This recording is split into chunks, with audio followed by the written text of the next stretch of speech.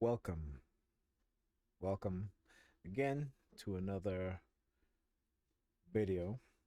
This time I'm going to be talking about the history of certain types of programs, where they originated, their purposes, and the damage and effect it had on the victims of such programs.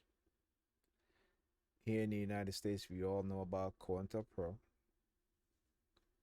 Many of us know about MK Ultra, but not too many people know about Project Paperclip, Project Bluebird, Project Artichoke, and a few others that I can't name right now because I can't come. I don't have it in my mind right now. But when they do pop up, I'll be sure to share them. But I want to start by reading an article. Okay, this is called FBI and other agencies paid informants 540 million in recent years, with many committed authorized crimes. You heard me. Authorized crimes. Okay? Because you see, our federal government and its law enforcement agencies can break the law anytime they want, can actually authorize people to break the law anytime they want, and that's okay. Never mind, there are laws in the books that prevent these things. Like they're not supposed to do these things. But they will circumvent, change, manipulate laws to suit their needs. Because again, I talk about the dog triad personality types. And those types of personality types will always seek position of authority, position of power. And what that grants them is the ability to sidestep being held accountable for any crimes they commit, for any act of violence they commit, because they are the authority. They are the ones in power. Okay? Now we notice that there's two sets of rules, one for us and one for them. And when the rules come to them, they get away with everything. When it comes to us, no way. Mm-mm. So let me, particularly to the TI community out there, this article is, this video is a well needed video, and I'm happy and I'm glad to be the one to be doing this video because there's a lot of things I'm going to talk about which we all can uh, look at each other and say, yes, this has happened to me. Okay? So let me read this article. This is from Forbes.com, written in 2021, November 18th, by Adam Andrzejewski, if I'm saying that properly, was a former contributor.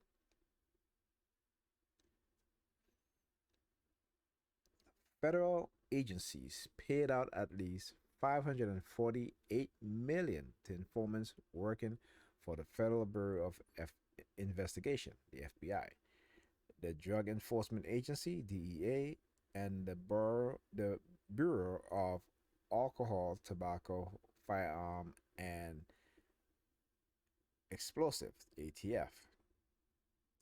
In recent years, according to government audits, a few informants became millionaires, with some Amtrak and parcel delivery workers making nearly 1 million or more. So you used to wonder why sometimes when I order my packages, shit disappear, shit get damaged, you know, that sort of thing, right? And sometimes, during my paranoid stage, when they're targeting me and they may leave a package with a super and I wouldn't see him for a day or two, you know, with no word, anything like that. They don't even say, hey, we left a package with the super or whatever apartment number. That's it. Okay. So sometimes, as it will happen, we as TIs, we will make those type of um, mistakes. But again, I don't blame us. I don't blame myself. It is because our package have been tampered with so many times, have been stolen, have been damaged, and it is their way of trying to gaslight us. Okay. All right. So many informants were authorized to commit crimes with the permission of their federal handlers in a 4-year period. There were 22,800 crimes authorized from 2011 to 2014. Okay? Now we're in 2022. So imagine how many authorized crimes that were committed. The FBI paid approximately 294 million FY 2012 to 2018. The DEA paid at least 237 million, okay, FY 2011 to 2015, and ATF paid approximately 17.2 million total FY 2012 2015 to informants. Now, I'm sure there's a lot more than this. The Guardian, either the Guardian or the Intercept, I'm vaguely remembering this, um, but they have a PDF document that talks about how the FBI recruit and maintain informants. And I think I posted a couple of articles on there too where they have used informants to lie on targets, get them arrested, go to trial. Then, when the informant has been proven to be a liar and falsely accuse someone of committing a crime, the case was dismissed, but the FBI still retain those informants who lie. So it goes to show you that the FBI will use known liars, and they know that they're lying, to make false accusation against a target. Okay. Now I'm gonna try to find that article. Okay, because again, I want to be correct. Okay, I don't want to say this based off of my vague memory, but again, when I give you guys information, I want it to be factual, that you can go check it yourself. You can go look up the article or look up the documents. Okay, so our auditors at openthebooks.com compile this information by reviewing federal reports.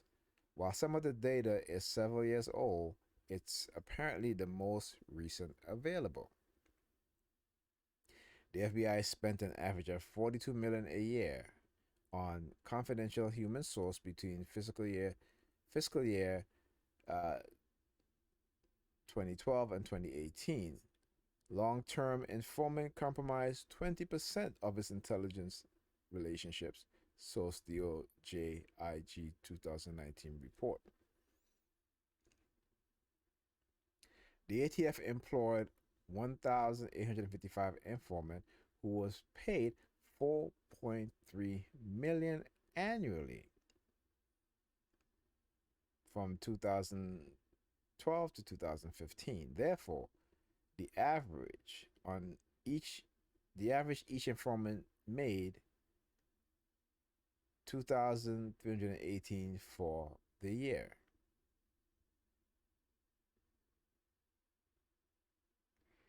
DEA employed 18,000 informants, some earning up to 1 million. Each year, thousands of confidential human sources are on the payroll. One federal agency, the DEA, had over 18,000 active confidential sources assigned to its domestic offices, with over 9,000 of those sources receiving approximately 237 million in payments for information or services they provided to the DEA between October 1st, 2010 and September 30, 2015. Source 2016 DOJ IG report. High earning informants, including an airline employee who received more than $600,000 in less than 4 years, and a parcel employee who received over 1 million in 5 years. The Inspector General of Justice, who scrutinized DEA informants, reported the findings. During this audit, we found that between fiscal years 2011 and 2015, the DEA actually used at least 33 Amtrak employees and 8 TSA employees as sources, paying the Amtrak employees over 1.5 million and the TSA employees over 94,000. One Amtrak employee was paid $962,615 between 2010 and 2015 to be a confidential source, which the IG called a substantial waste of government funds. The information provided could have been obtained by DEA at no cost through a joint task force with the Amtrak police. Well, you see, the reason why they're not going to go and use the Amtrak police because of the illegal means and ways they obtain and receive the information. Also, because they can't authorize these individuals to commit crime. Whereas if they were to use police officers, okay, there is the possibility of that police officer second guessing or questioning the order or the command from the DEA. Okay, and they will have to go through official channels. All right, so again, it's the hiding or masking of the illegal activities, the criminal activities that they do, and they continue to get away with. Okay, and it appears, hold on, here. Okay, so while certain informants were becoming federal minted millionaires, the average DEA informant made much less, approximately 26,333 over a recent 5-year period. And it appears there may be corruption in addition to crime in the system. In 2017, during a Congressional Oversight Committee hearing on confidential informants, then Chairman Representative Jason Chaffetz, Republican of Utah, noted a court released the testimony of one confidential informant in Atlanta who receives $212,000 from the DEA from 2011 to 2013. She testified she wasn't sure why she was paid. That was her testimony. She also testified to a sexual relationship with the DEA group supervisor, who allegedly convince the subordinate to falsify reports to justify the payment. That case is currently under review by the Inspector General. Authorizing crimes by informant. The DOJ guidelines. Federal informant often commit crimes and often do it with the permission of their federal handlers, according to a 2015 audit by the General Accountability Office, the GAO. In fact, the GAO reports since 1980s, the guidelines have permitted agencies to authorize informants to engage in activities that would otherwise constitute crimes under federal, state, and local law if somebody without such authorization engaged in these same activities. For example, in the appropriate circumstances, an agency could authorize an informant to purchase illegal drugs from someone who is the target of a drug trafficking investigation. Such conduct is termed otherwise illegal activities.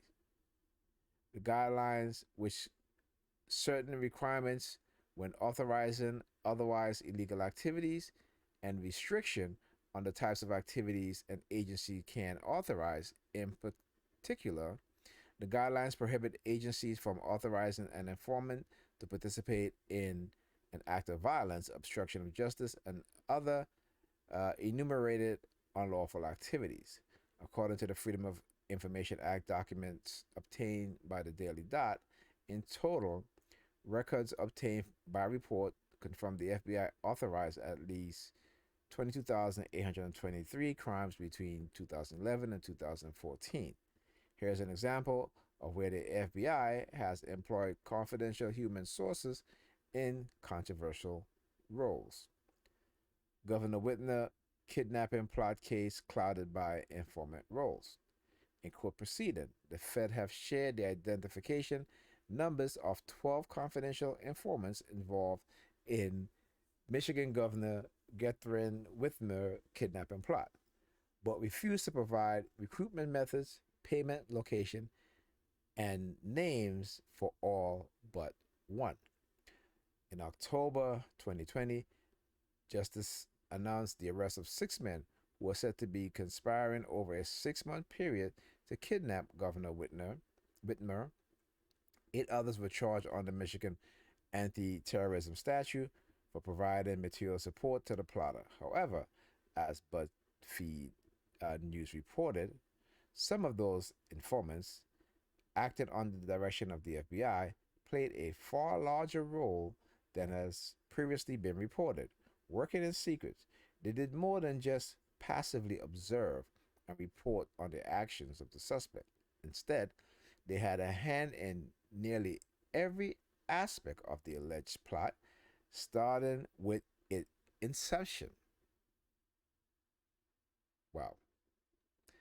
The extent of their involvement raised questions as to whether they would have been a conspiracy without them. Okay? In September, a federal judge delayed the case of the 5 defendants, which have pled not guilty after their defense lawyers asked for more time to investigate the informant aspect of the case. January 6th Capitol riot had at least 2 embedded FBI informants. In September, the New York Times reported a bit of a bombshell. At least 2 informants embedded with the U.S. Capitol crowd were in close contact with the FBI handlers on January 6th, as reporter Julie Kelly at American Greatness details it. An informant, according to confidential documents furnished to the paper, started working with the FBI in July 2020 and was in close contact with his FBI handler before, during, and after the Capitol protests. In recent congressional testimony, Representative Thomas Macy, Republican of Kentucky? Not sure. Played a video montage of a man encouraging election protesters to go into the Capitol on January 6th.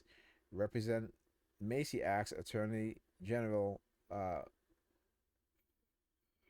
Merrick Garland if the man was an FBI agent provocateur. Garland refused to comment on an ongoing investigation. Many suspect the man was working with federal authorities during and after the event of January 6th at the U.S. Capitol building. He apparently has not been arrested or charged. Further reading, redacted for public use, audit of the Federal Bureau of Investigation Management for its confidential human source validation process, November 2019, Department of Justice, and so forth. So I'm not going to read um, all of this. You guys can read it for yourself. Okay, it's you guys can Google the title of the article.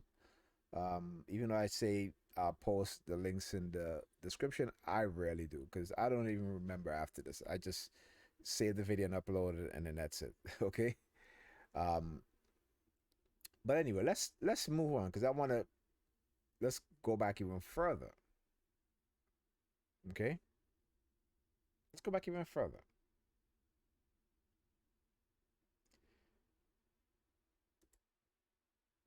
COINTELPRO: discredit, disrupt, and destroy. FBI record acquired by the library reveal violent surveillance of black leaders, civil rights organization. By Vergi Hoban, January 18, 2021. This is from the Berkeley Library News, University of California. In the late 1960s, and J. Edgar Hoover smelled trouble. The status quo, hollowed by hate, sanctioned by Jim Crow, was beginning to crack. Behind the scenes, Hoover's, Hoover's Federal Bureau of Investigation was keeping watch. In 1967, the FBI quietly unleashed a covert surveillance operation targeting subversive civil rights groups and black leaders, including the Black Panther Party, Martin Luther King Jr., Elijah Muhammad, Malcolm X, and many others. The objective, according to an FBI memo, to expose, disrupt, misdirect, discredit, and otherwise neutralize the radical fight for black rights and black power.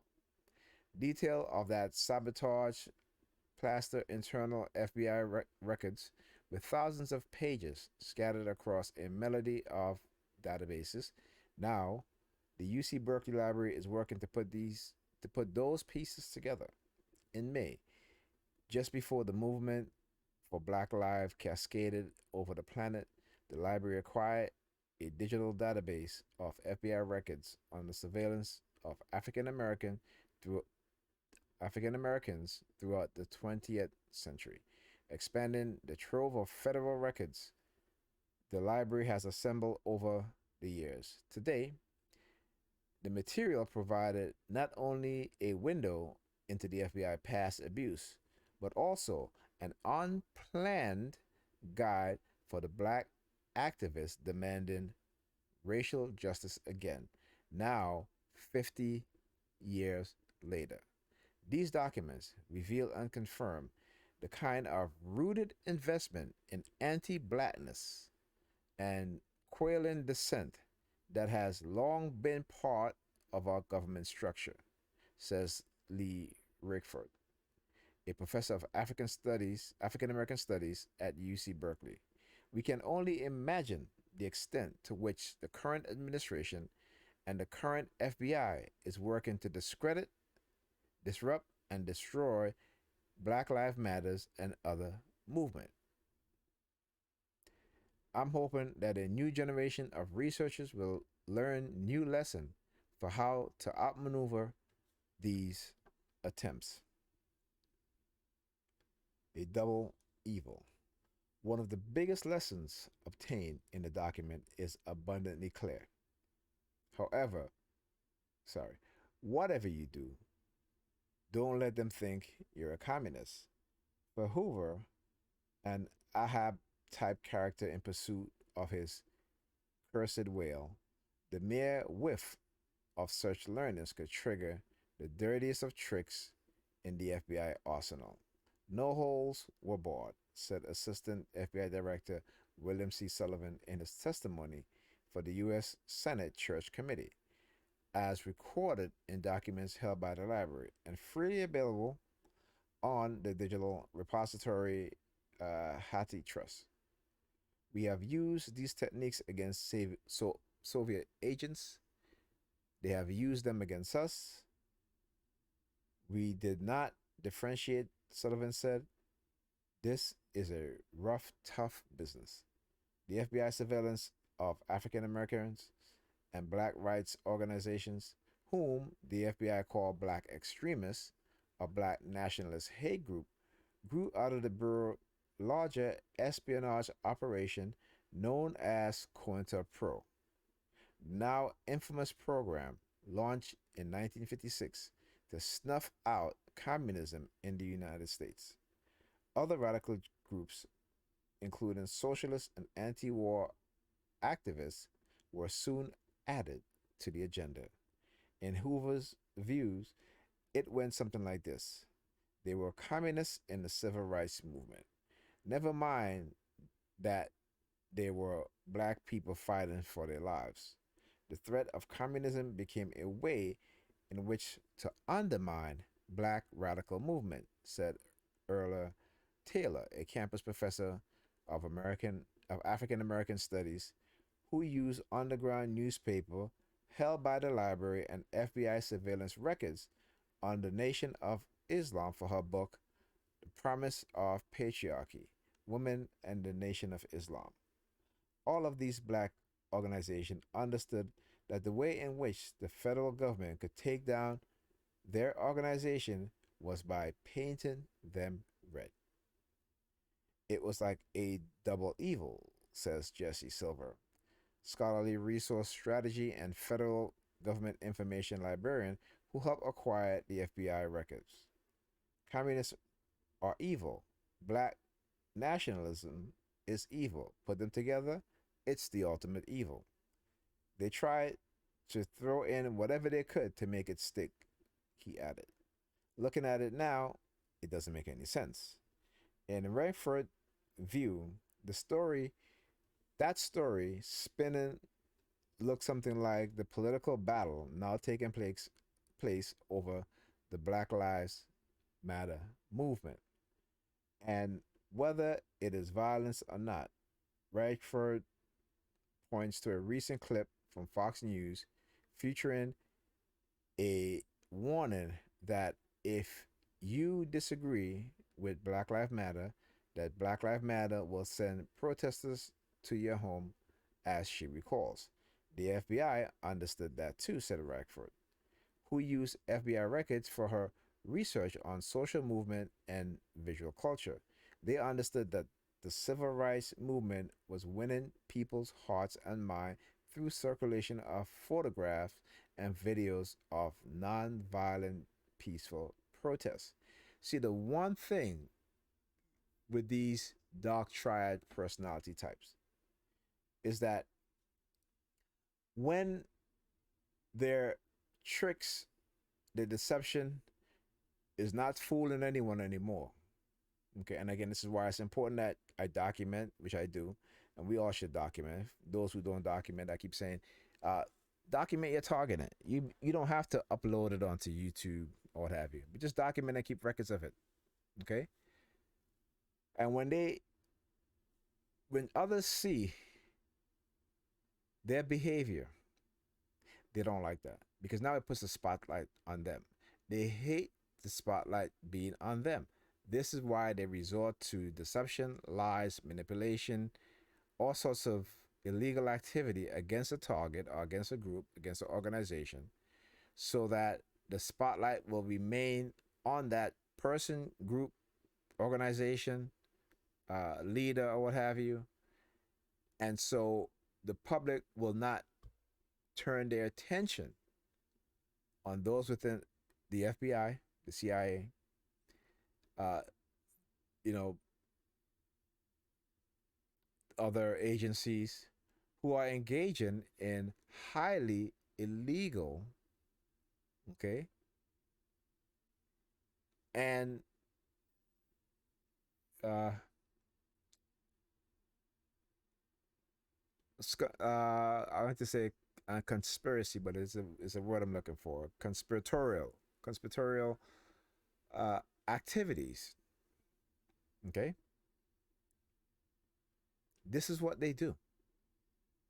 They have to create a villain so that the public can be drawn to in terms of their attention, while taking their attention away from those within those agencies who are committing various crimes, okay, and illegal crimes as it is, okay. So we're seeing that right now. She continued. So much of the presidential race conversation is happening over the question: are these protests peaceful or not? And we know those protests were peaceful because we've seen videos where you had undercover police officers who have been called out by people within the crowd who knew that they were police officers, and they were breaking glasses, they were giving people bricks to throw, all these sort of things. This is what they do, okay? They create the crimes, and they use your emotions to manipulate you, okay? Particularly when it's a protest over the killing of an unarmed black person, because particularly we as black people, we get very emotional. We're conditioned to be very emotional, and they know this, so they know exactly how to manipulate us.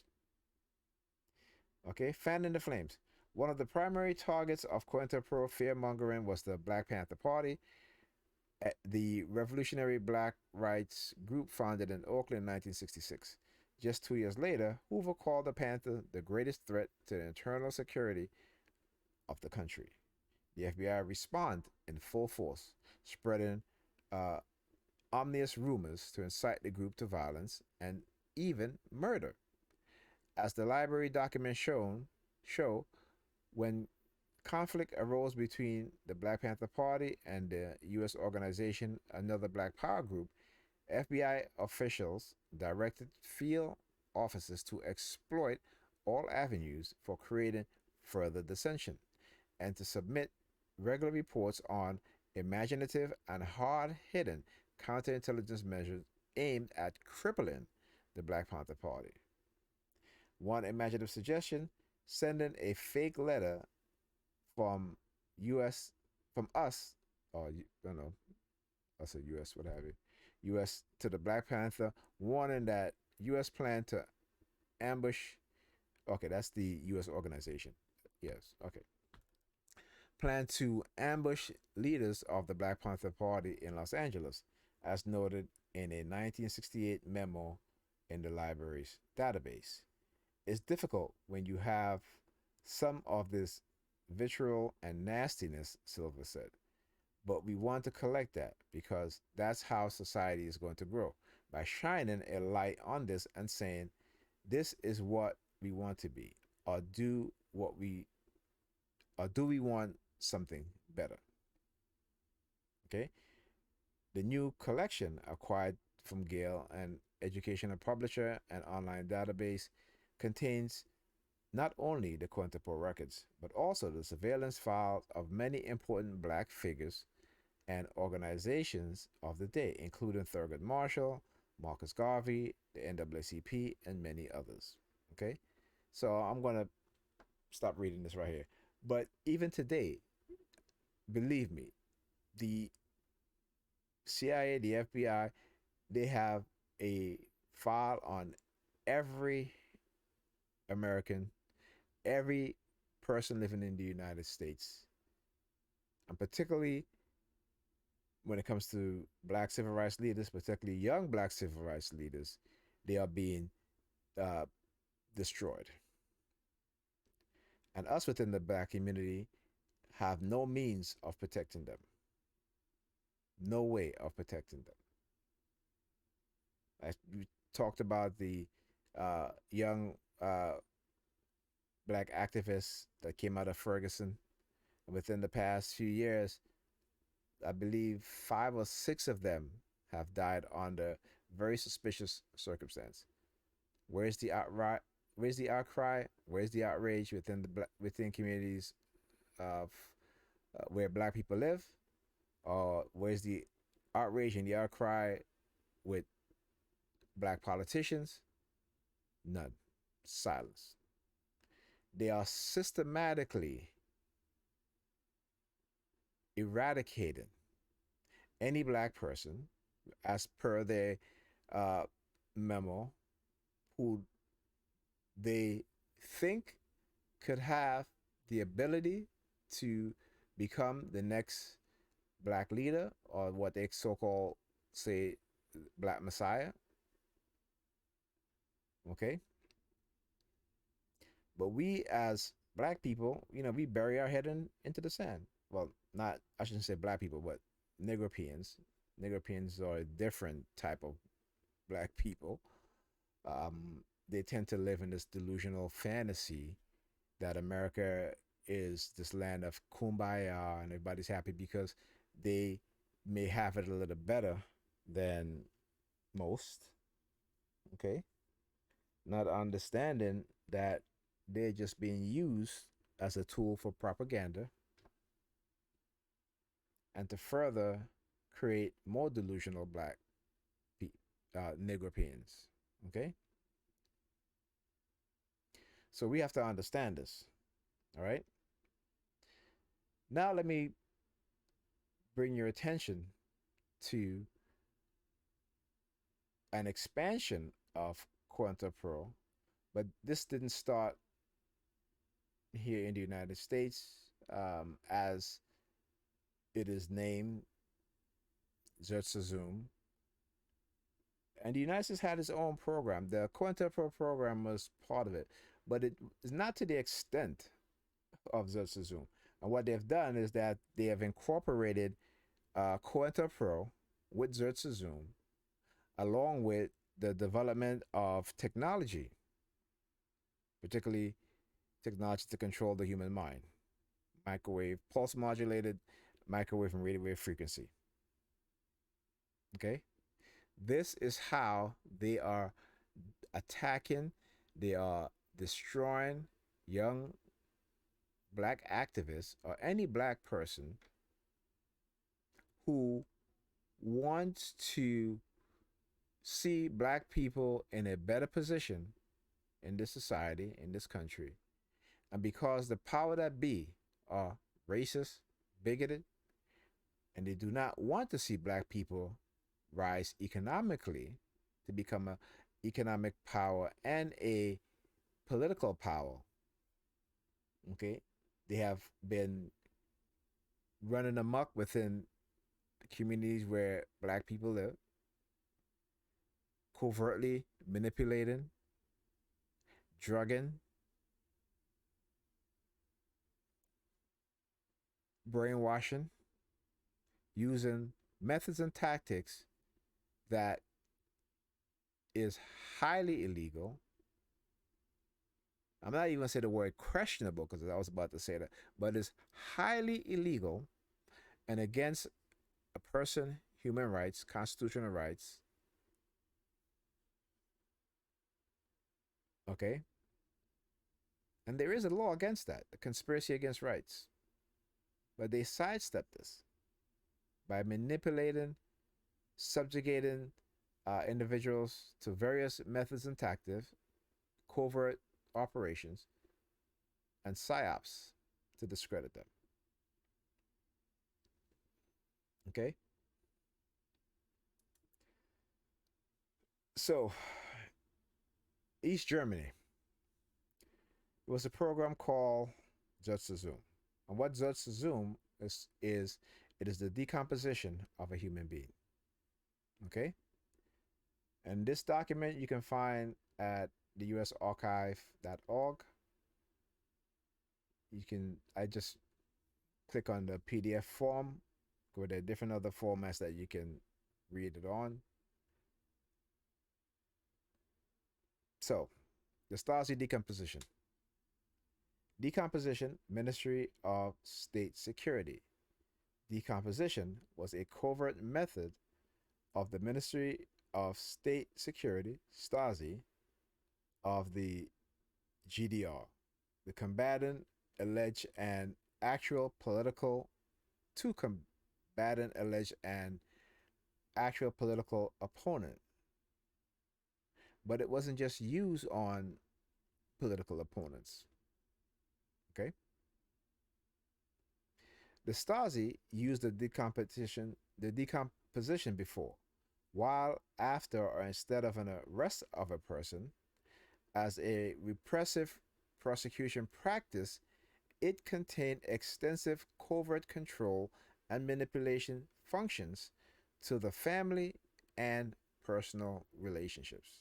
The term operative psychology was being taught at the law school of the Stasi Potsdam Oaks, where you could acquire a doctoral degree in it. Political and social conditions. Since the early 1970s, the Stasi, on the basis of changed conditions of class struggle, sanctioned and reinforced their effort for oppositional behavior without the use of criminal law. This was caused by the quest for international excuse me, recognition of the GDR and the German convergence from the late 1960s. Thus, the GDR had both in basic agreement with the FRG and with membership of the UN chapter and the signing of the CSCE Final Act. To respect the human rights expressed it intention or obligation. Since the latter was also published in the New Germany, its implementation was an improvement, particularly in relation to the adopted exit rule, even for domestic political debate. Moreover, the communist regime tried the number of political prisoners instead to reduce the concession promised by the repressive practice below to compensate the threshold of arrest and conviction. Conceptual origin and definition.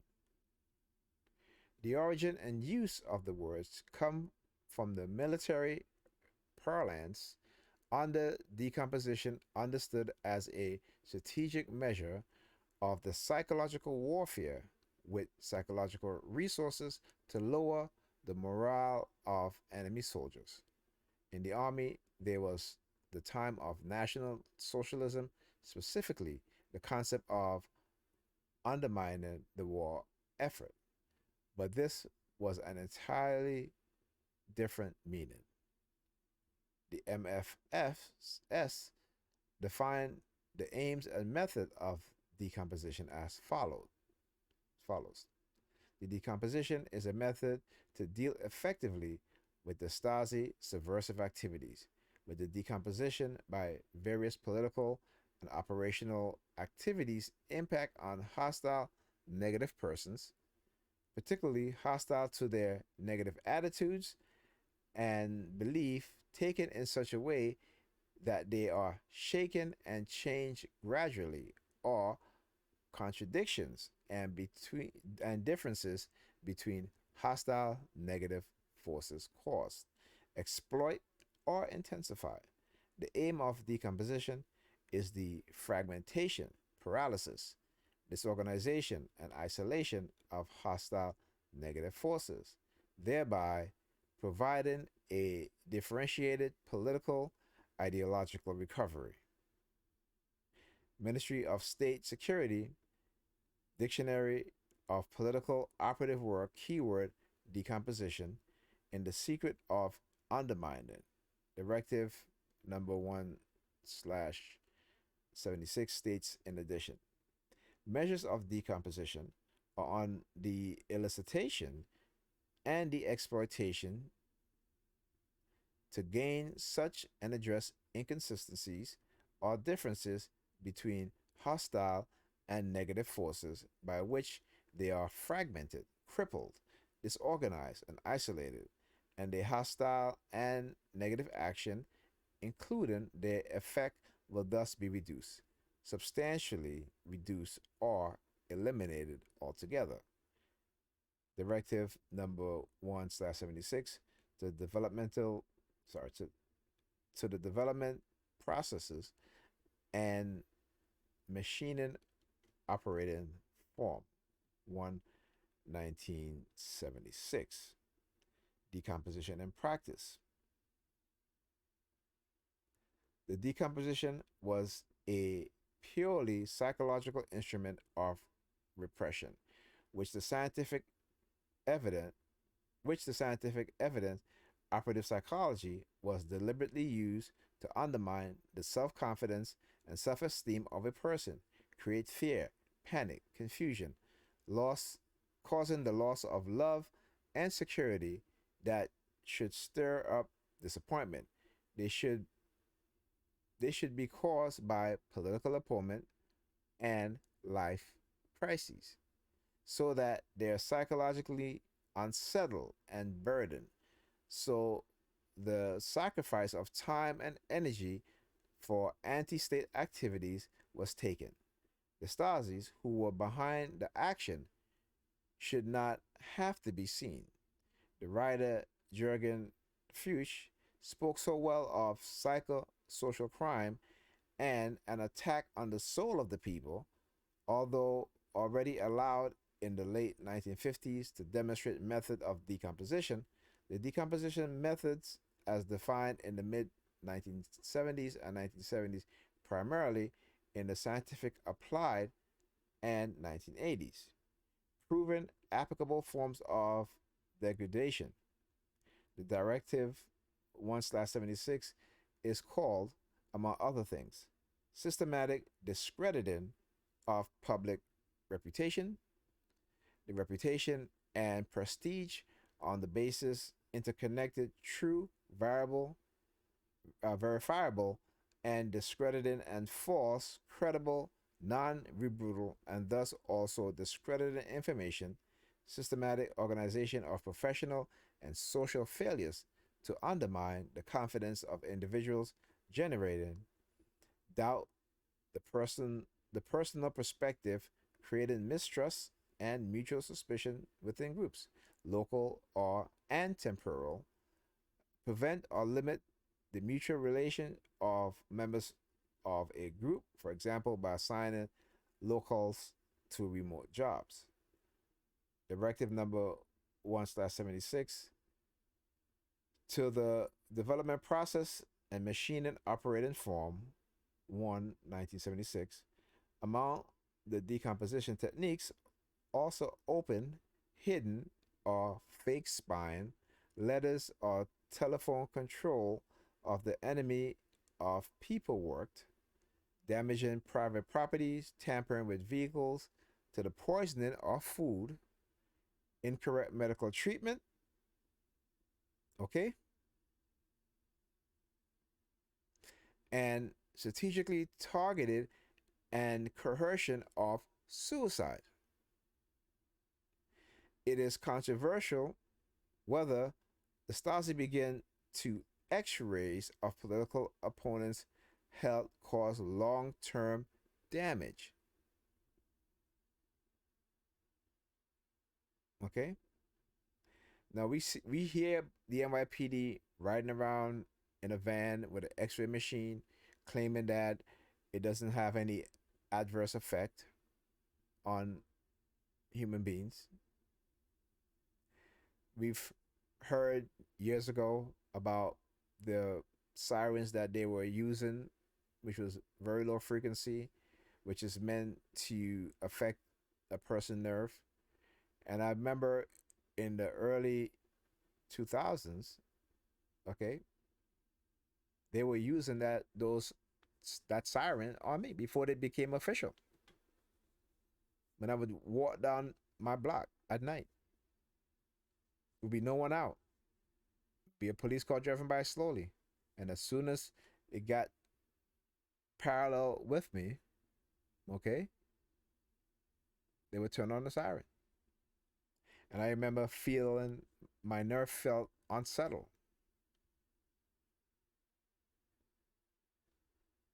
Okay.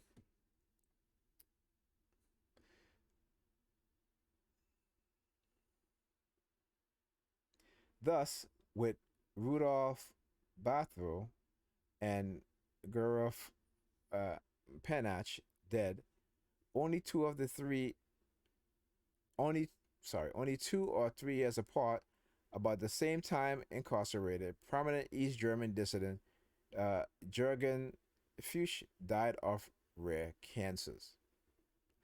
Now, I've been talking about how, you know, particularly prominent black figures who have suddenly died of an aggressive form of cancer. Talking about um, Chadwick Boseman, who played Black Panther. Okay, and Black Panther was such a huge hit, and that gave black people, particularly young black boys, a feeling of inspiration, right? To see a character that was so powerful, that was a black man, a king. They couldn't let him live. Next, the black guy who was the head of, was it Gucci? I'm not sure if that's the high end brand name, Gucci or one of those. He also died of an aggressive form of cancer. I think it's colon cancer. Okay, and there are many others. I remember reading about Dr. Khalid Muhammad and how he died of brain aneurysm. Hmm. If you knew what I knew, okay, if you've done the research, you will understand how they can kill you in what is called no touch death. Sometimes it's slow and painful. Sometimes it's just slow over a period of decades to make it look like it's a naturally occurring event. And sometimes when there are black people who are in certain positions, they will kill them with an aggressive form of cancer. Okay?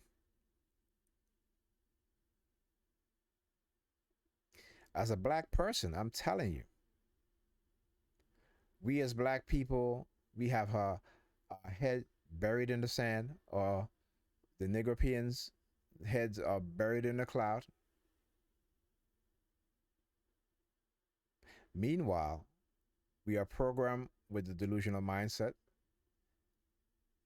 as we continue to, as a group of people, the vast majority are headed downwards while they give the illusion that a lot of us are heading upwards. They're very good at manipulation. I'm talking about the white supremacists, those within the security agencies and the law enforcement agencies.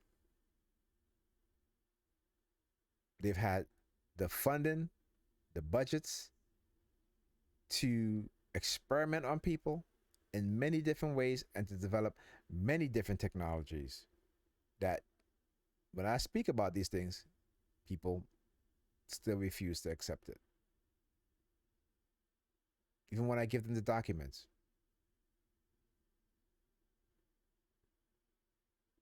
This is why I do what I do. Regardless of the threats, sometimes I'm doing my video.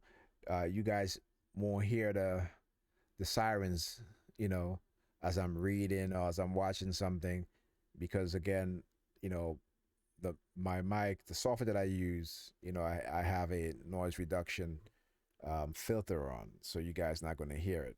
But they're out there, the police sirens. monitoring my online activities, my phone, surveillance in the home. This is the aggressive, extreme surveillance that I've been placed under, which is psychologically damaging as well as physically damaging to my health.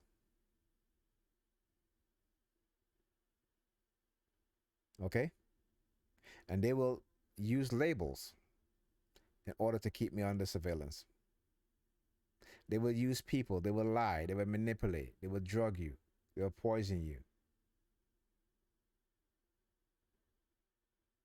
And the sad thing about it is that people around you not going to believe you. Or they're a part of it and can't speak on it out of either they're getting paid or out of fear of being targeted themselves.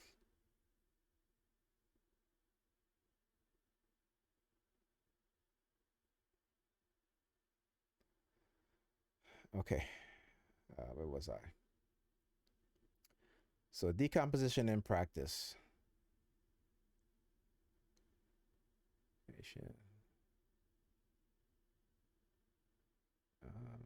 Okay, all right. So, for the manipulation of relationship, love, marriage, and family relationships, the Stasi use anonymous letters, telegrams, and telephone calls, as well as compromising photos. In addition, this targeted even minor, unofficial collaborator promoted and used. Of the measure of the measures have been applied primarily to the department AHXX of the Stasi in Berlin and the XX department of the 15 county governments BV and 2009 district office KD of the Stasi. The purpose of supervision of religious community. Remember, I talk about this, right? How they get the religious community involved in our targeting, particularly its members, through the use of religious phrases and religious tactics, such as soldier for Christ, right? Such as we're going to war against Satan or the devil or the Antichrist. Using those phrases and those terms to recruit their members.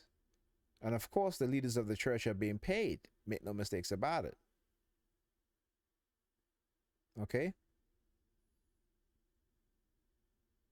So, the purpose of supervision of religious communities, culture, and media companies, block parties and social organization, the education and health system, and of sport covered the line XX virtually the entire public life in the GDR.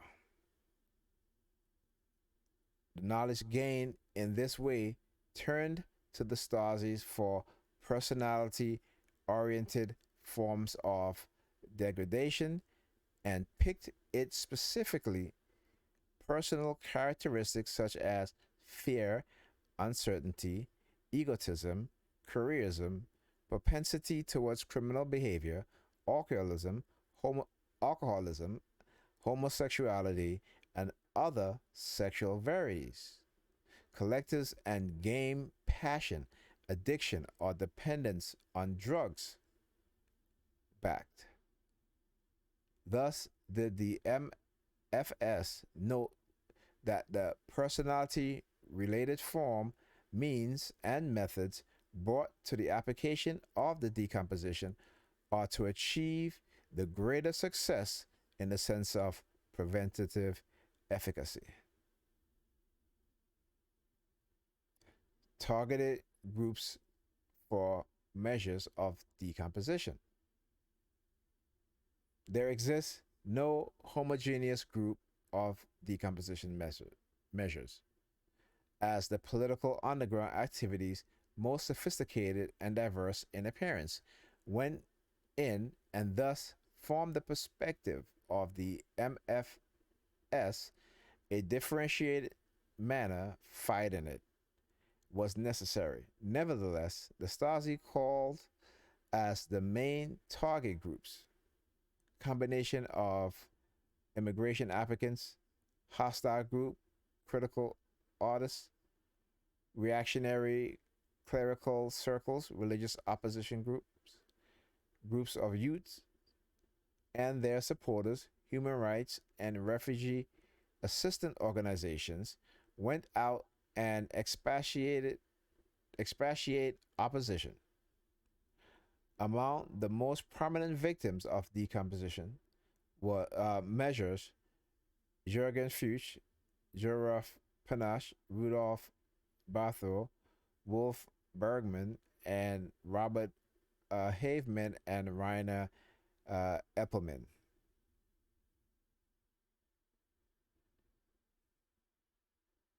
Okay, so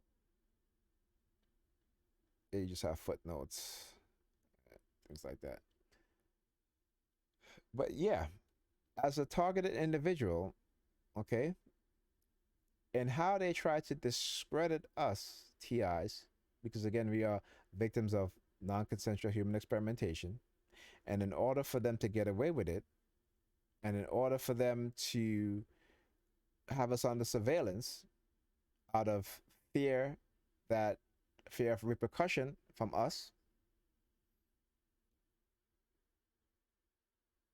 they have to keep us under 24/7 surveillance. This is why they allowed, and I say allowed, Myron Mays to do what he did. This is why they allowed um, the Navy Yard shooter, Aaron Alexis, to do what he did. This is why they allowed, okay, the Colorado theater shooter to do what he did. This is why they allowed the shooter in Las Vegas who was shooting out of a hotel window during a concert to do what he did. You have to understand that they are allowing these things. Have you not listened to Edward Snowden? Every phone in America, every all online activities in America, okay, is being watched. Phone conversations are being listened to. There is nothing that they don't know. The illusion of privacy, which we think exists, doesn't exist. It doesn't. So they know. Ask yourself this, okay? This is what they've been doing to me for the past couple of years. They have been removing any effort for me to speak to a therapist. Why? Because of the documentation. Okay, because what I do, I insist that they document what I say, not just prescribe me medication. Okay, but to also engage in talk therapy. And they don't want a record of what I have to say. Because you see, though they may try to put into my mind more conspiracy type theories, such as alien abduction, um, and other things, I don't fall for it. Okay. One thing that I've learned earlier, and this is from watching and listening to other TIs, is how the confusion that they cause in our mind. And in the beginning, past few years, I would say, actually, not just a few years, but I would say probably the first 8 years will have you confused. And particularly, I know TIs who are targeted from the 80s and 90s. This is a reason why they are so psychologically damaged. I make no mistake, we all are psychologically damaged. But targets from the 80s, the 90s who have no idea what was happening, or had an idea but didn't quite understand because this was new, you know. In the 70s, when the US had, here in the US, they had a huge issue with cults, religious cults. And I remember um, there was a website that I used to go on. Okay, this is where I learned about coercive persuasion programming. Okay, so there was a psychiatrist. Her name was Margaret Singer, not the Margaret Singer of Planned Parenthood. The Margaret Singer, Margaret Sanger. I can't remember exactly what it is, but she was a psychiatrist, and there was a in the 70s. I think it was like a celebrity woman who have gotten abducted. She ended up robbing a bank, what have you, and you know, this psychiatrist was she was brought in to testify, and she talked about coercive persuasion. You see, during the 80s, they had a congressional hearing on that, and the CIA, the FBI, tried to discredit her and another psychiatrist was a male. Forgot the name.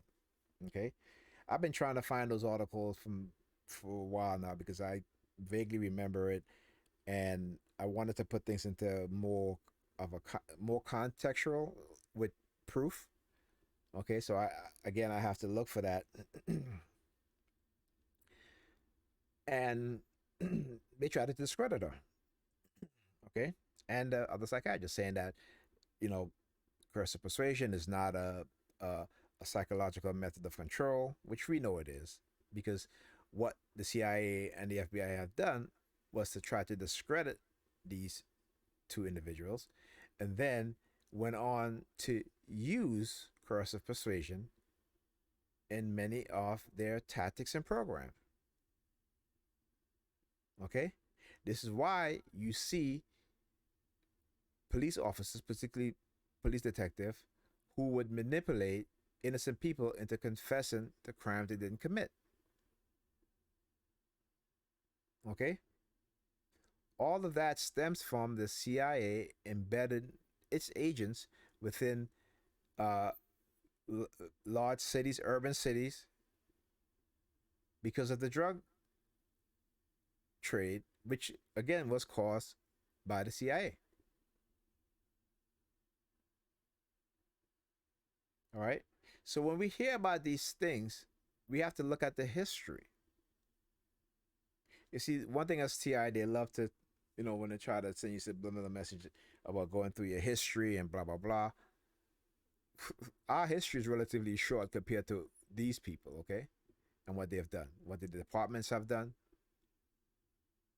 and like I said, they will always do projectionism, project onto you who they are, and because they are in a position of authority, most people tend to look away or not look at all.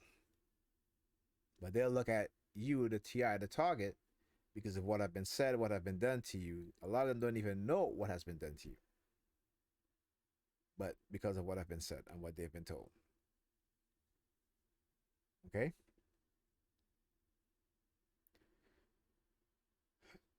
What's the other article I want to talk about? Yes. Um, so I also want you to understand, if you go further back, you know, the ideology of a lot of these people in these positions. See, many people don't even know that after World War II, the United States brought in thousands of Nazis. This is an article that was in 2010.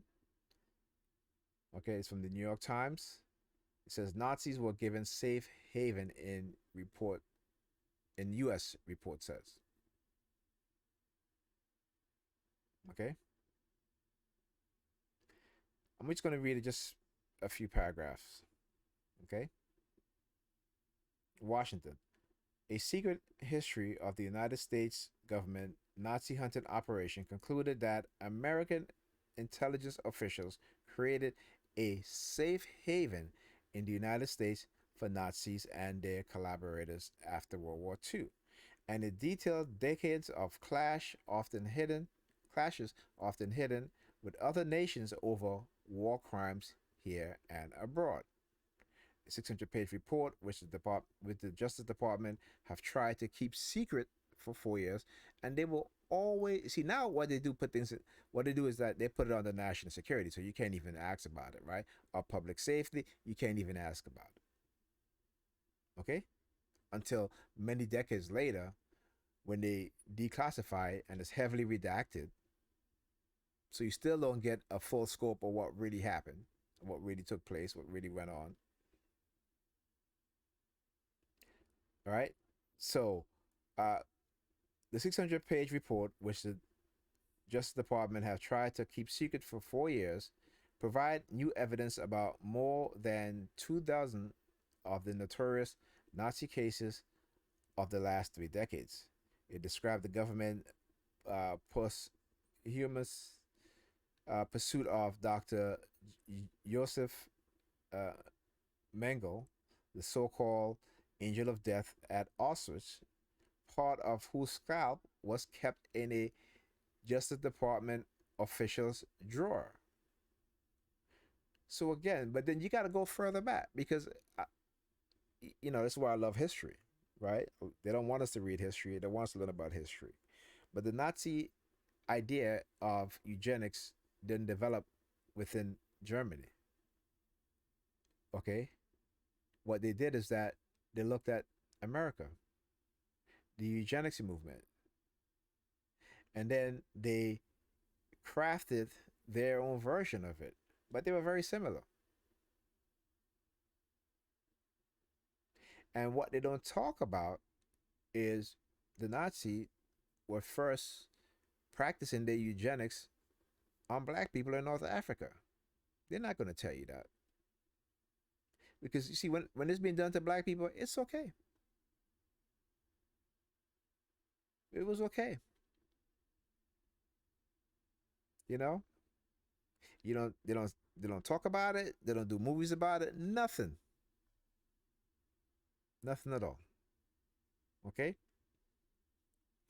So, and the fact that part of this man's scalp was kept in the drawer of a Justice Department official's drawer should tell you.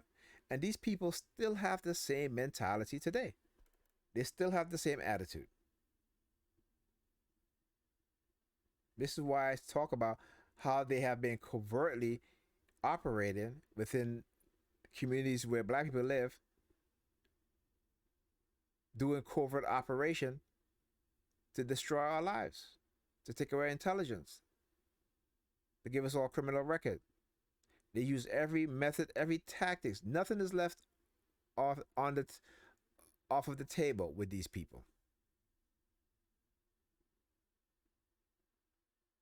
And if they can program you to self-destruct, they'll do it, and they have done it.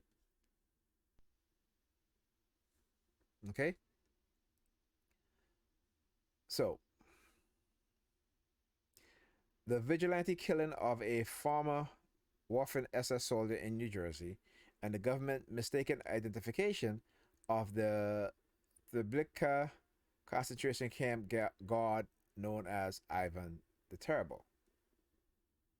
The report cataloged both the successes and failure of the band of lawyers, historians, and investigators at the Justice Department Office of Special Investigation, which was created in 1979 to deport Nazis. Perhaps the report most damning disclosure came in assessing the Central Intelligence Agency's involvement in with Nazis emigres. Scholars and previous government report had acknowledged the CIA use of Nazis for post-war intelligence purposes. But this report goes further and documented the level of American complicity and deception in such operation. The Justice Department report describing what it calls the government collaboration with prosecutors said that OSI investigators learned that some of the Nazis were indeed knowingly granted entry in the United States, even though government officials were aware of their past. America, which prided itself on being a safe haven for the persecuted, became, in some small measure, a safe haven for uh, persecutors as well, it said. The report also documents division within the government over the effort and the legal pitfall in relaying, relying on testimonies from Holocaust survivors that was decades old. The report also concluded that the number of Nazis who made it into the United States was almost certain was smaller than 10,000, the figure widely cited by government officials. So imagine, officially, you look at some of these documents that says 1,800, right? Or so. But almost 10,000. And what really kills me, particularly being a target, right, and having your very own people, black people, participate in targeting you like this, and also the Jewish people within the community which I live target me, is the fact that you know they're following people who have Nazi ideology and white supremacist ideology. But am I surprised? No.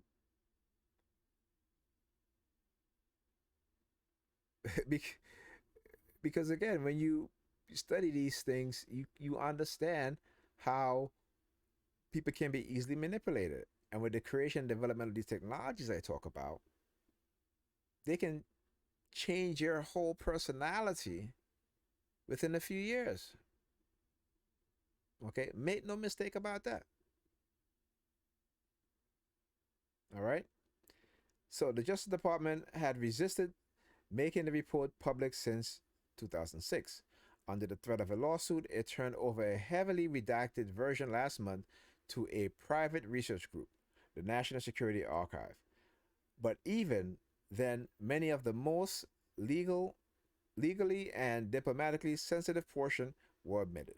A complete version was obtained by the New York Times. And if you guys can go to this article, you guys can click on this part right here.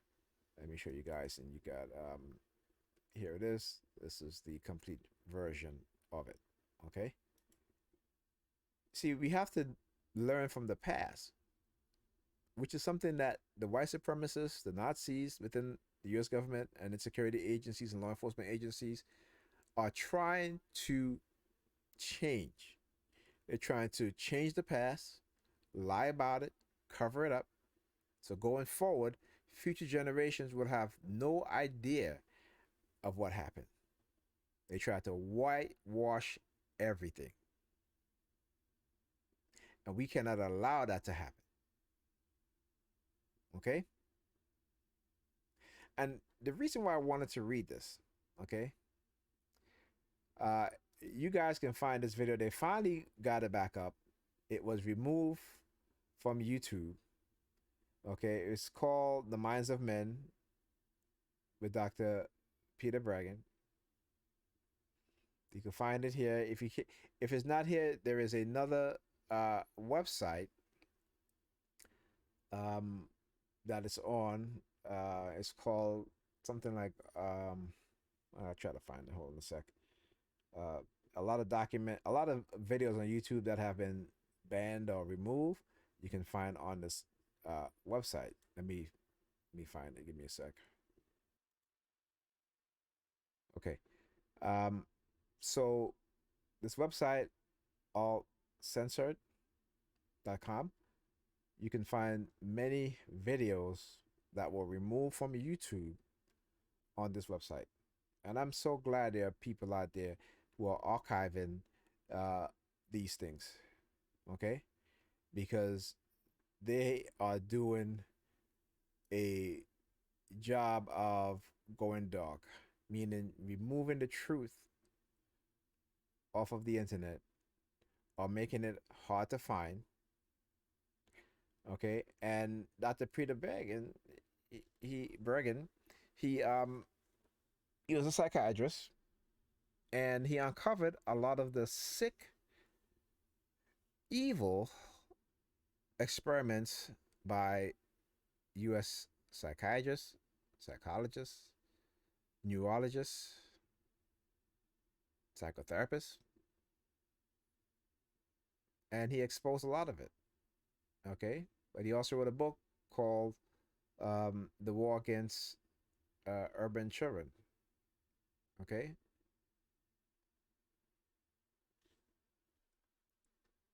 and so my reason for reading this article again is to, which was a lead up to this, the Violence Initiative, Violence, Genes, and Prejudice. This was written in November 1st, 1994. Because I want you to understand that the ideology of the people who create these kind of programs, including the programs that we're in as TIs, as targeted individuals, the non-human, the non-consensual human experimentation, the highly illegal, highly extreme, unethical surveillance,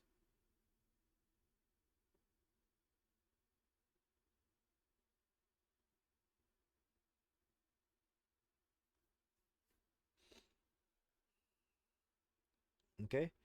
And as a black person, I'm going to show you how black people, okay, can develop the same type of mentality of the white supremacists.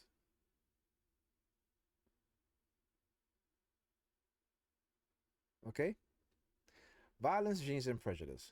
Can genes make one person more likely to act violently than another? Can the question even be asked in a country where violence, in many people's eyes, has come to wear a young black face? See, we know that where there's poverty, there's violence. Because even in poor white community, you have high violence, high crime. So it is not a genetic thing. Nobody is predisposed to violence. It is their social environment, their social conditioning. And poverty is the number one cause of violence. Okay? As scientific, as I said, poverty, you hear the police siren. Well, I hear the police siren. You guys did not going to hear it. But this is what they've been doing, sitting outside, listening to me do this video while they're using their police sirens, using their sirens on their vehicle. So when I say certain words, they'll whoop. Okay. As scientific debate goes, the war of words over the genetic roots of violence have itself been marked by unusual violence. It has damaged careers, provoked comparison with Nazi programs, and prompt bitter talks of science being corrupted by political correctness. It has also sparked passionate statement about racists, Luddites, and sex and monkey sex.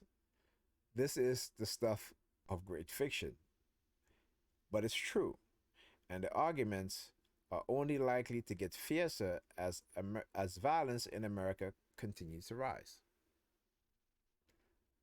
Let's leave aside for the moment the question of whether a convincing connection can yet be made between certain genes and violent behavior, even without conclusive evidence that it can.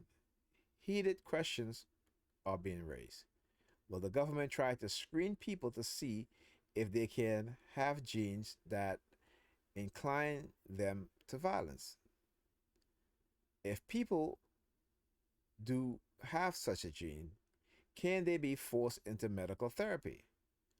What if tests are used selectively to screen minority children on the grounds that a growing number of American prison inmates are black or Hispanics? Now remember, this is written in 1994. This predates the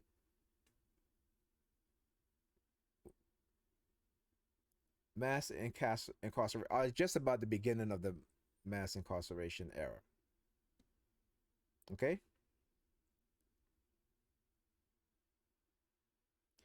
So, what if, okay, I think I just read that. Okay, research into genetic factors has tremendous impact, and it is likely to yield controversial findings that are highly susceptible to abuse and misunderstanding, said David Westerman, who teach philosophy of law, medicine, and social science at the University of Maryland Institute of Philosophy and Public Policy. Now, it's interesting here because we know now that in the 1990s in Baltimore, Maryland, the Department of Health, the Public Department of Health, was engaging in an illegal experiment. They were taking blood from young children of color, black children, Hispanic children, but 80, uh, 80, I think 80, the high 80s% were black boys. Okay, that's a majority. I can't remember the exact number, but it was in the 10,000s, maybe over that, maybe I don't know, maybe 15, 16,000 young boys. And they were studying their DNA. Now, this was extensive. They were studying their DNA to see if they have a marker that leads to a propensity for violence. And I always say this, right? That the people who are the most violent, who have the propensity to commit the most violence, okay? Because this is what they do. It's projection.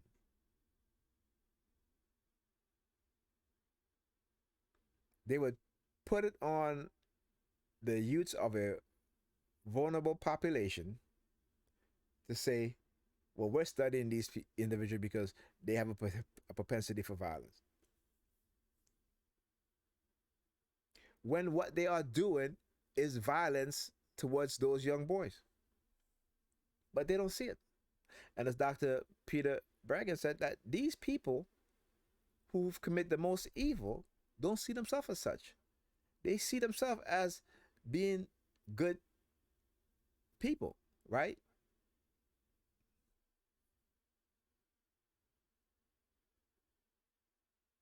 Anyway,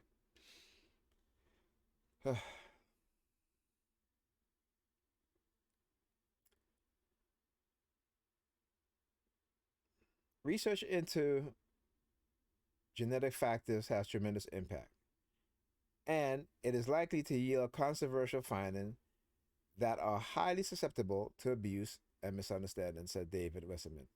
Okay, I read that. See my short-term memory, because again, whenever they, I just heard the police siren again. Oh no, sorry, that was a car honking. Now they'll switch between car honking and police sirens. What Westerman knows what he's talking about. He has already been burned by the debate. In 1992 conference he planned on genetic factors in crime had its federal funding yanked, thank goodness, because of Dr. Peter Bregan, after it was denounced for fostering racial prejudice and promoting a modern day version of eugenics. Can anybody say American Nazis ideology? Research presented at the conference, its more vehement opponent protests to the New York Times, would inevitably target minority children in the inner city in the guise of preventing future crime.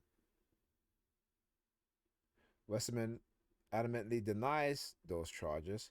Scientists were brought to this subject by legitimate curiosity, he says. They did not wake up one day having been mugged and say, let's see if there is a genetic responsible, if there's a gene responsible for crime. Yes, they did. They understand full well the number one root of crime, which I said is poverty. They understand that. And the reason why they target vulnerable populations such as black people, black and brown people, is because they understand that we are powerless. We don't have the power. We don't have the economic power. We don't have the political power to do something about it. And it is left up to people with good conscience. They could be white, black, Hispanic, Asian, or what have you, who are doing the research, who are going into these conferences, listening to what these people are saying. Okay? So they are definitely waking up with those ideas and thoughts on their mind. Scientists see themselves as increasing understanding on human behavior, though they may be naive about the implication of their research and the political agenda it might further. They're not naive. They know exactly what it is that they're doing. They want to play naive. That way they can, when they get caught, right, they can just say, well, this wasn't the intention and blah, blah, blah. Just as how I showed you guys, I posted an article on Facebook about scientists who genetically altered the hamsters' DNA, the DNA of hamsters, to make them more violent, and then said it was by accident. These people don't do these things by accident. Okay?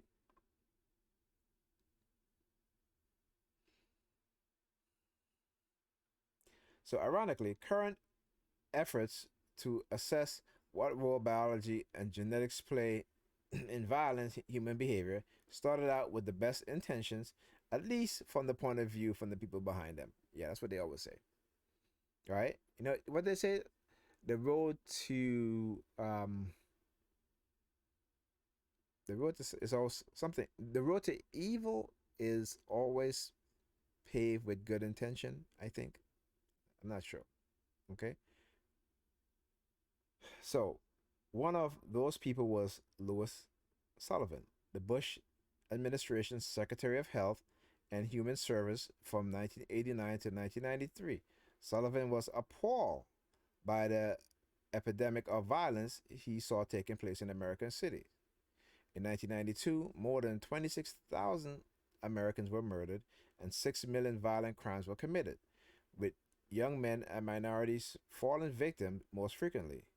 One in every 27 black men, compared to 1 in 205 white men, died violently. 1 in 117 black women met the same fate, as compared to 1 in 496 white women. And a disproportionate amount of the violence to blacks was being done by blacks in poor, underserved urban neighborhoods. Black Americans, who constitute about 12% of the population, were arrested for 75% of the nation's violent crime. Now, we also got to be careful as a black person when they talk about violent crime, right? Because we know what happens that when a black person commits a crime, he doesn't just get charged for that crime, but there are a myriad of other charges that they add on to those to when he's arrested. Okay? They will add 4, 5, 6 different crimes to that individual. Okay? Sullivan, a black physician who is now president of Morehouse School of Medicine in Atlanta, wanted to try addressing violence as a public health issue. The rationale for this was the high incidence of violence and homicide in young people, in young black people, and particularly young black males. He explained last July in the first interview he has given on the controversy since leaving office.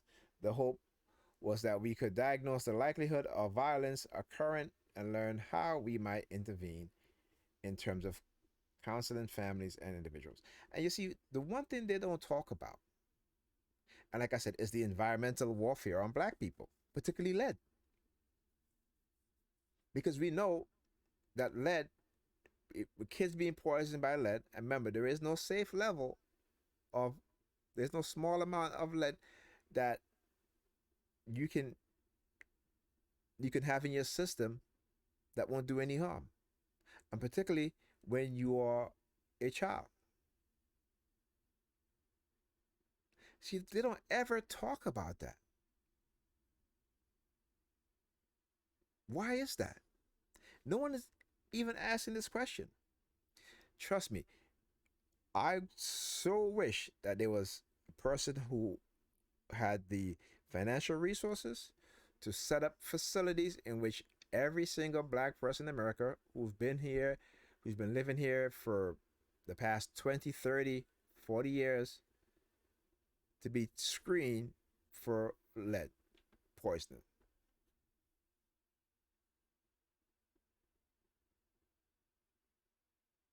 They don't ever talk about these things. Because I remember in high school, junior high school, all of a sudden there was an explosion of young black kids living in uh, public housing that had a whole host of behavioral issue. And lead was never mentioned as a cause. It was always the parents or their environment, right? Which is in terms of, the violence around them and such, right? The violence in the home and such and such.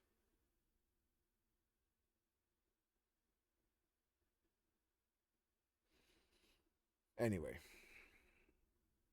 sometimes it seems like I'm just the only one who's even calling the stuff out here, you know?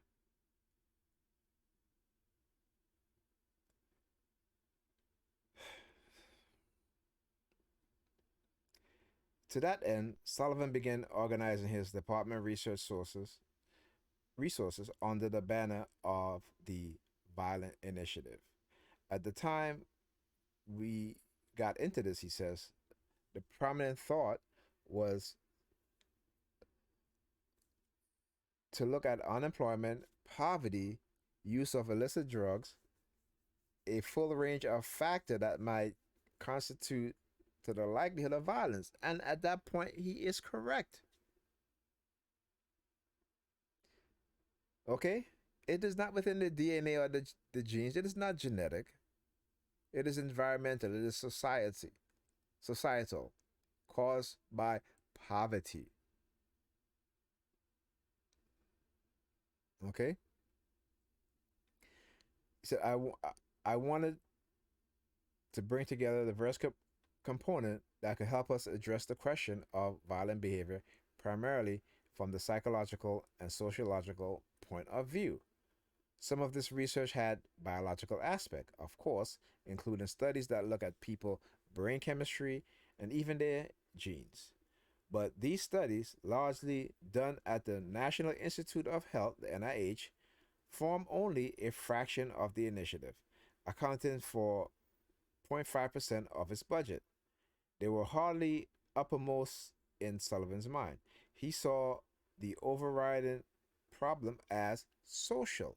Yet it was precisely these studies that came to haunt him.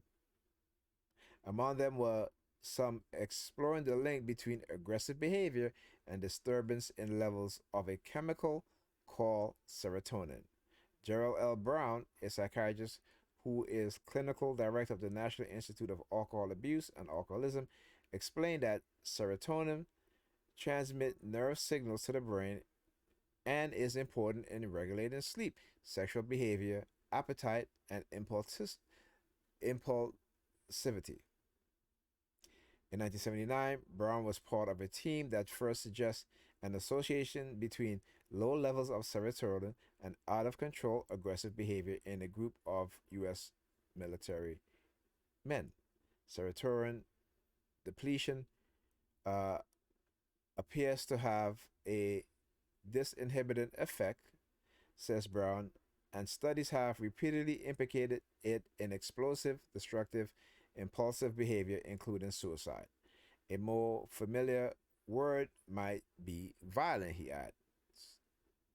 But violence is not a scientific term, it's descriptive. Okay? Many things can apparently influence serotonin production. Though race isn't one of them, serotonin levels are 20 to 30% higher in men than in women. They are high in newborns, low in adolescent, then rise again with age.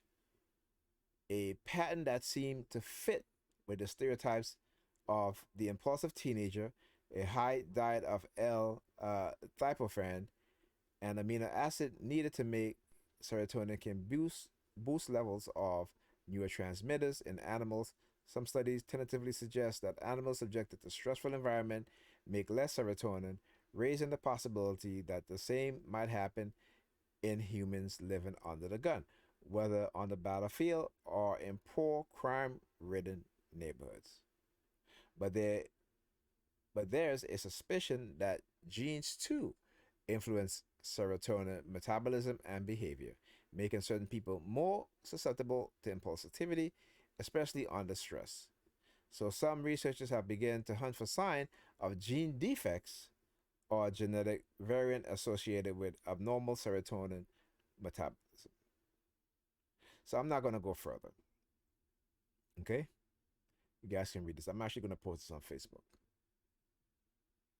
But understand what's happening here. And particularly as a black person, as a black man, over the past 2 decades of going through what I've been through. Okay? The manipulation, the lies that have been done to us as TIs and also to us as black people, particularly us black men. We have to always be aware that that there's a war against us. And there isn't any measure that is taken off or method that is taken off the table to keep us and put us and keep us in a bad light and keep us down within the society. And as TIs, okay, whether you're black, white, doesn't matter. But you remember the US experimented on many groups of people. But who they experiment on the most were black people. And again, I'm not saying this, this is facts. You will never hear a white scientist, neurologist, or what have you, say that white people were cheaper than animals. You will never hear them say that. But they have said it about black people. Dr. Robert Heath. Niggers are cheaper than cats. There's an abundance of them. Where are the records in which he experimented on with black people? See, they will keep these things out of the news, out of articles, and they will report on experiments that they did on white people. Okay? And it's done for a reason. Talk about manipulation, deception, perception that is given to hide the facts and the truth, to cover up the truth. This is what these people are very good at, manipulation. And they hold positions of authority, position of power, and they train the next generation to think just like them. Things like this, programs like this will never end.